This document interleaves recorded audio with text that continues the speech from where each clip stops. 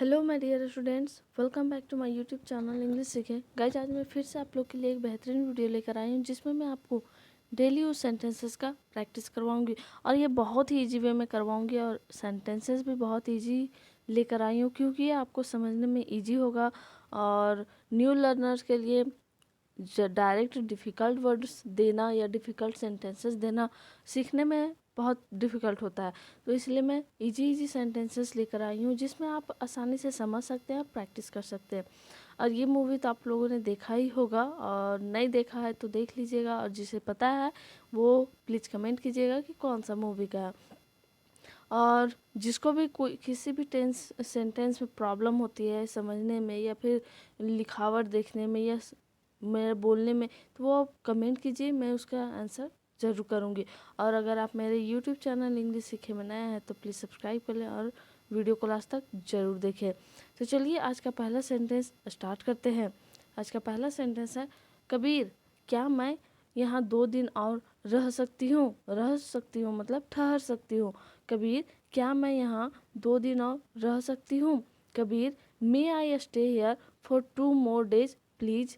Kabir may I stay here for 2 more days please. Guys stay का मतलब होता है ठहरना, रुकना या फिर रुकना, ठीक है, ठहरना। तो ये बोल रही है प्रीति, कबीर मैं आई stay here for 2 more days। 2 more days मतलब 2 दिन और प्लीज़, और प्लीज़ लास्ट में रिक्वेस्ट करिए इसलिए। और मे आई का यूज़ किया गया, मे यानी कि जहाँ पे हम्बलफुली जिससे हम किसी को रिक्वेस्ट करते हैं या फिर बातें पूछते हैं तो वहाँ पे हम लोग मे का यूज करते हैं। प्रीति हम इस बारे में पहले भी बात कर चुके हैं। Preeti we have talked about this before. We have discussed भी हो सकता है गाइज, टॉक्ड के जगह आप डिस्कस्ड भी यूज कर सकते हैं। Preeti we have talked about this before यानी कि इस बारे में हम लोग पहले बात कर चुके हैं। कौन सा टेंस में जाएगा? प्रेजेंट परफेक्ट टेंस में, इसलिए हैव के बाद हैव या हैज का उसमें यूज होता है। तो हैव के बाद हमेशा वर्ब 3 का यूज होगा, ठीक है। हेल्पिंग वर्ब हैव या हैज होता है प्रेजेंट परफेक्ट टेंस का, तो उसके बाद हम लोग भी3 हमेशा यूज करते हैं। Preeti we have talked about this before. तुम यहाँ जब तक रहोगी मैं दिल्ली नहीं जा पाऊँगा। यानी कबीर सिंह बोलते हैं प्रीति को, till you stay here. Till you stay here मतलब तुम यहाँ जब तक रहोगी। Till you stay here I will not be able to go to Delhi. I will not be able to go to Delhi यानी कि मैं दिल्ली नहीं जा पाऊँगा।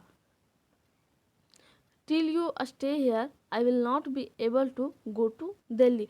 फर्स्ट सेंटेंस में आप लोग देख रहे होंगे सिंपल टेंस में बोला जा रहा है, मतलब सिंपली यहाँ बोला जा रहा है कि तुम जब तक यहाँ पे रहोगी या जब तक तुम यहाँ हो, इस तरह से I will not be able to go to Delhi यानी कि फ्यूचर की बात की जा रही है, फ्यूचर इंडेफिनिट टेंस, और I will not be able to go to Delhi. यार ऐसा लगता है जैसे सब कुछ बिखर रहा है, यानी कि सब कुछ बिखरने का इसको बोल सकते हैं, ऐसा लग रहा है सब कुछ छूट रहा है। Man it seems like everything is falling apart. Man it seems like everything is falling apart. Man it seems का मतलब क्या होता है? प्रतीत होना या फिर लगना, ठीक है। तो it seems that you are sad, ऐसा लग रहा है या फिर ऐसा दिखने में लग रहा है या ऐसा प्रतीत हो रहा है कि तुम उदास हो, ऐसा हम लोग बोलते हैं ना। तो यहाँ पे बोल रहा है man it seems like everything is falling apart. Falling apart का मतलब बिखरना या फिर छूटना, ठीक है। और जब हम लोग कभी बाइक वाइक या फिर गाड़ी में सफ़र करते हैं तो पेड़ जैसे क्या होता है, फॉलिंग अपार्ट यानी पीछे छूटते जाते हैं, तो इस तरह से हम लोग छूटना भी बोल सकते हैं। Man it seems like everything falling apart.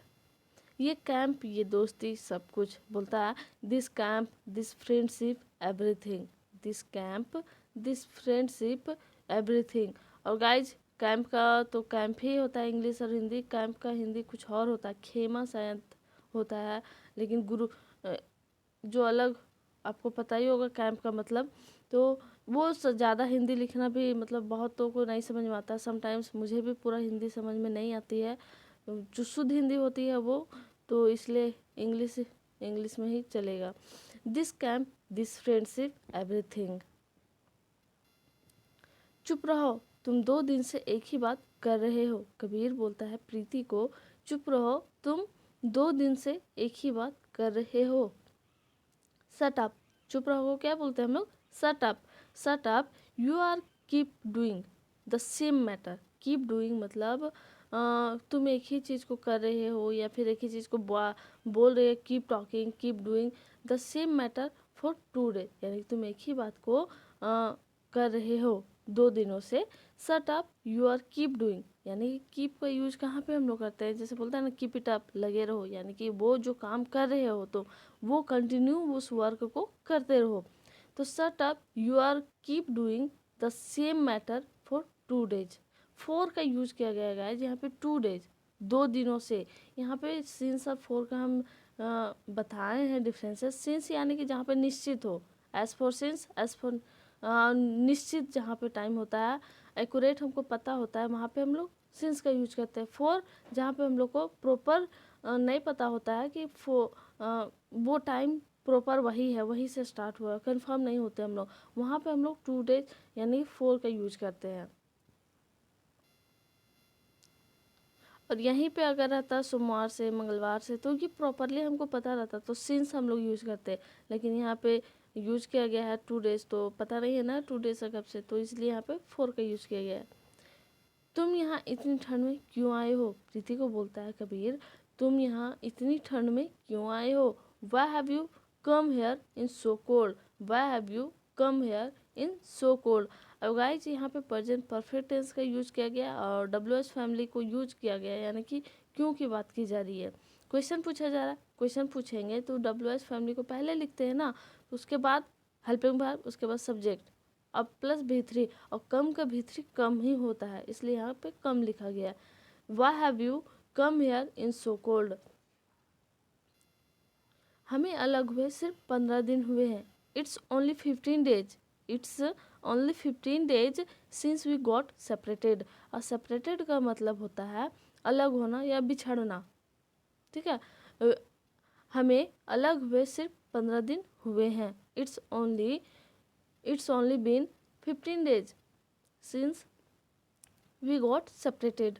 और गाइज आप लोगों को मतलब जहाँ पे भी समझ में नहीं आता वो पूछिए, साथ ही साथ वीडियो को लास्ट तक प्लीज़ ज़रूर देखिएगा और जितना भी पॉसिबल हो अपने फ्रेंड्स के साथ शेयर कीजिए। If you want to help me please share my videos with your friends, relatives, या जहाँ पे भी आपको मन करे वहाँ प्लीज़ शेयर कीजिए और प्रैक्टिस कीजिए अपने फ्रेंड्स के साथ बोलने का। और ट्राई कीजिए कि आप लोग डेली एक वीडियो जो अपलोड करती हूँ वो देखिए और जो प्रीवियस वीडियो जो वो भी आप लोग देखिए। बहुत कोई देखते हैं, थैंक यू सो मच।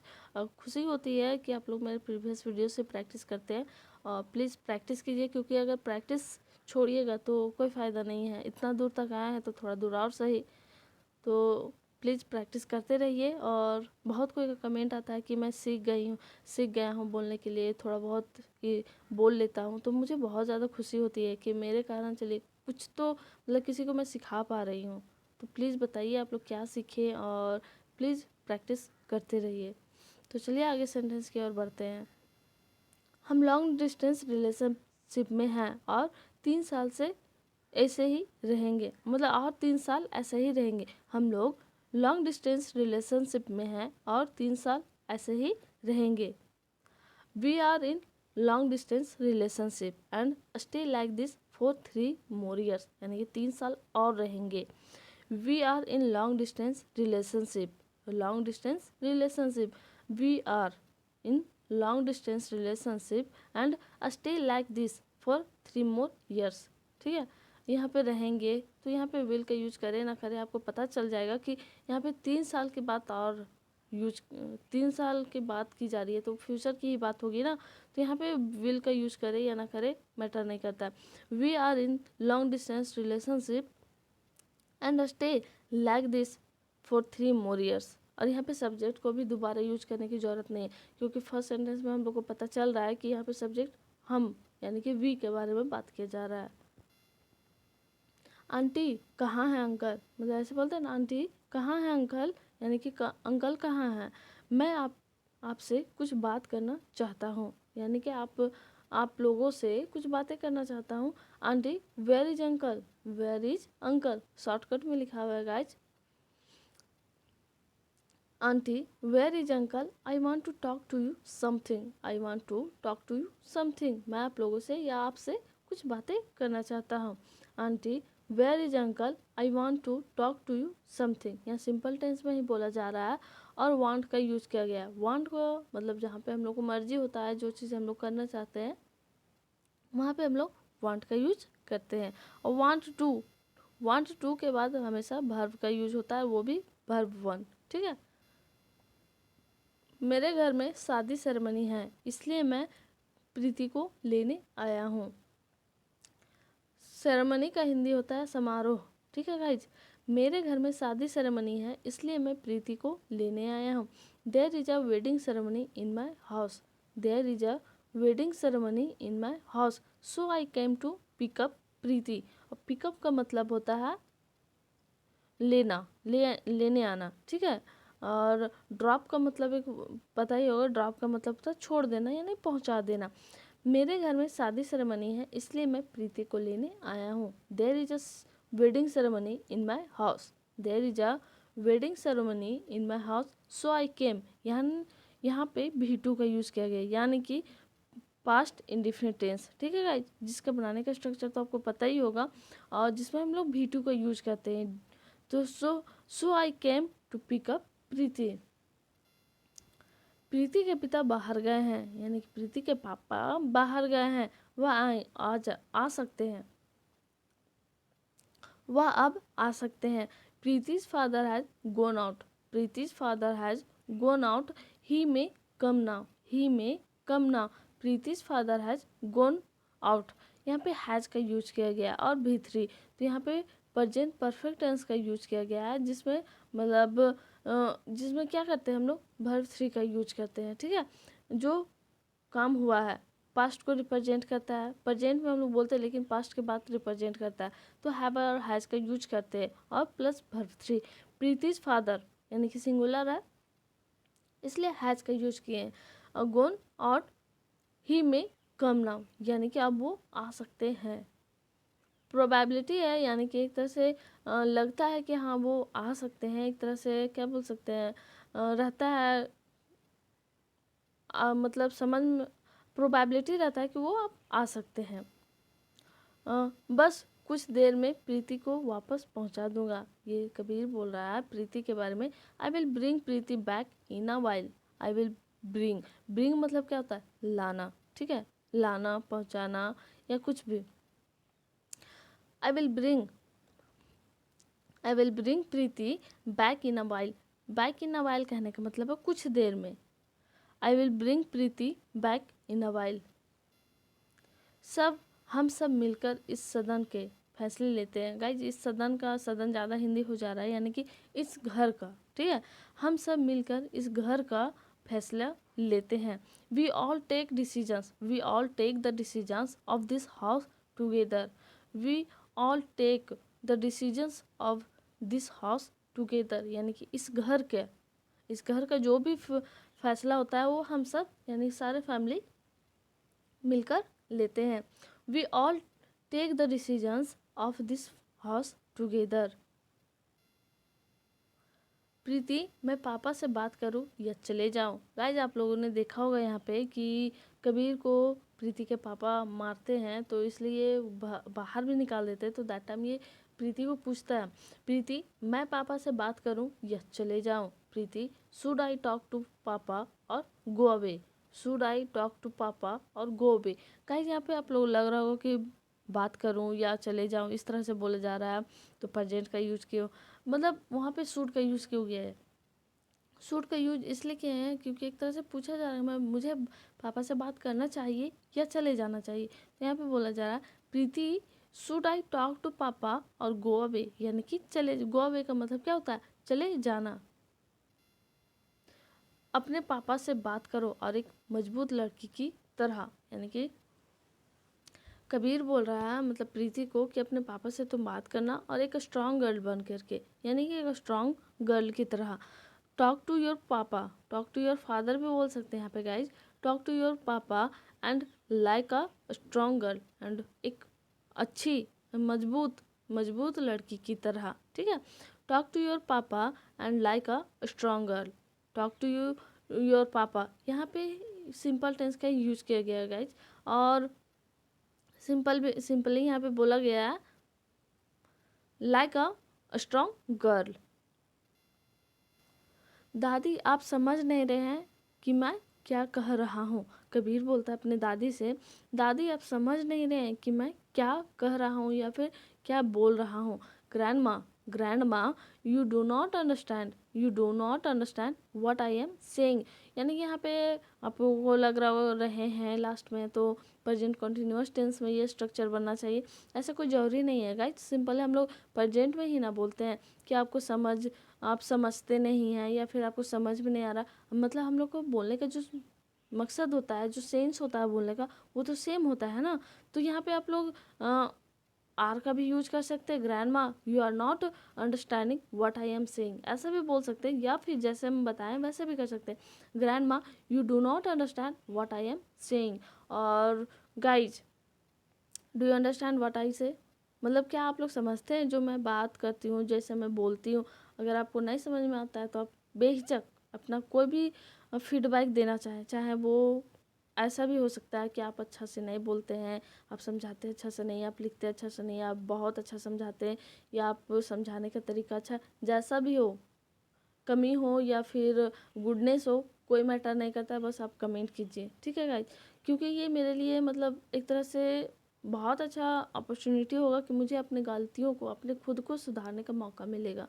तो प्लीज़ से हेल्प मी, और जो भी मैं सेंटेंसेस देती हूँ प्रैक्टिस के लिए वो आप लोग प्लीज़ ट्राई कीजिए। और जो ट्राई करते हैं उन लोग से पूछिए कि उनमें क्या सुधार आया है, और जो नहीं ट्राई करते उन लोग खुद में रियलाइज़ कीजिए क्या छूट रहा है। क्योंकि जो टाइम बीत गया वो बीत गया, फिर दोबारा नहीं आने वाला है, और एज लिमिट कभी भी पढ़ने का नहीं होता है। तो ऐसा नहीं कि बहुत टाइम है पढ़ लेंगे, ऐसा कुछ नहीं करना है। टाइम दे रहे हैं, आप वीडियो देख रहे हैं तो 2 मिनट और सही, 2 मिनट में प्रैक्टिस हो जाएगा। 3 सेंटेंस बहुत ईजी सेंटेंसेस में देती हूँ और डेली यूज बेस पे ही होता है। तो प्लीज़ आप लोग ट्राई कीजिए और अपने फ्रेंड्स के साथ शेयर कीजिए और देखिए ज़रूर। और जहाँ पे प्रॉब्लम होता है उसे आप खुद से भी ढूंढने का कोशिश कीजिए, या फिर डायरेक्टली आप मुझे पूछ भी सकते हैं तो वो मैं बता दूंगी। नेक्स्ट सेंटेंस क्या है, लेकिन प्रीति के पापा पूरी तरह से बेवकूफ़ है, but Preeti's father is a complete idiot. मतलब एक तरह से गुस्से में बोलते हैं ना, बेवकूफ़ है, नासमझ है, तो यहाँ पे ऐसे बोल सकते हैं। बट प्रीतिज फादर, स्ट्रोपियस लगा हुआ है, but Preeti's father is a complete idiot, but Preeti's father is a complete idiot. तेरे लिए वो बेवकूफ़ है लेकिन वह प्रीति के पापा हैं। For you he is a stupid, for you he is a stupid, या फिर he is a stupid for you, ऐसा भी आप बोल सकते हैं। He is a stupid for you, या फिर for you he is a stupid, but he is Preeti's father, he is Preeti's father. स्टॉपियस लगा हुआ क्यों, क्योंकि यहाँ पे प्रीति क बात कर रहा है, क के लिए हम लोग स्टॉपियस या फिर द ऑफ का यूज़ करते हैं, या द फादर ऑफ प्रीति भी बोल सकते हैं। तो ये बहुत लंबा हो जाता, तो इससे अच्छा है कि शॉर्ट्स में ही मतलब हो जाए। For you he is stupid, यानी कि वो तुम्हारे लिए बेवकूफ़ है, लेकिन but he is Preeti's father, लेकिन वह प्रीति के पापा हैं। पहले तुम अपना गुस्सा शांत करो, फर्स्ट यू काम योर एंगर, फर्स्ट यू काम योर एंगर, बोलते हैं काम डाउन, काम डाउन। तो यहाँ पे CLM मतलब काम मतलब होता है शांत करना या फिर ठंडा होना, ठीक है। गुस्सा शांत करना, काम योर एंगर, फर्स्ट यू काम योर एंगर, और एंगर मतलब गुस्सा होता है। एंग्री मतलब जो गुस्सा हो गया होता है आदमी उसको बोलते हैं एंग्री, और एंगर मतलब गुस्सा होता है। तो गाइज आज का सेंटेंसेस यहीं तक था, और जो मैं प्रैक्टिस के लिए दी थी वो क्या था। फर्स्ट सेंटेंस, नैना को सबके सामने ऐसे बदतमीजी नहीं करनी चाहिए। Naina should not misbehave in front of everyone. दूसरा है, तुम्हारे अंदर अभी भी बचपना है। There is a still childishness in you, there is a still childishness in you. इंसान को हमेशा खुश और खुशमिजाज रहना चाहिए। One should be always happy and cheerful. Guys I hope कि आप लोग आज का जो सेंटेंसेस मैं देने वाली हूँ आप लोग प्रैक्टिस कीजिएगा। सो वेल डन, आप जो जो किए थे, और प्लीज़ आप लोग प्रैक्टिस कीजिएगा, ठीक है। पहला सेंटेंस है, एक दिन तुम्हारा गुस्सा ही तुम्हें बर्बाद कर देगा। दूसरा है, तुम्हें समझना मुश्किल ही नहीं नामुमकिन है। तीसरा है, तुम जितना भोली दिखती हो उतना भोली नहीं हो। गाइज लाइक एंड सब्सक्राइब करना ना भूलें, and thanks for watching my video and giving your precious time. So thank you so much from English Seekhe. Thank you.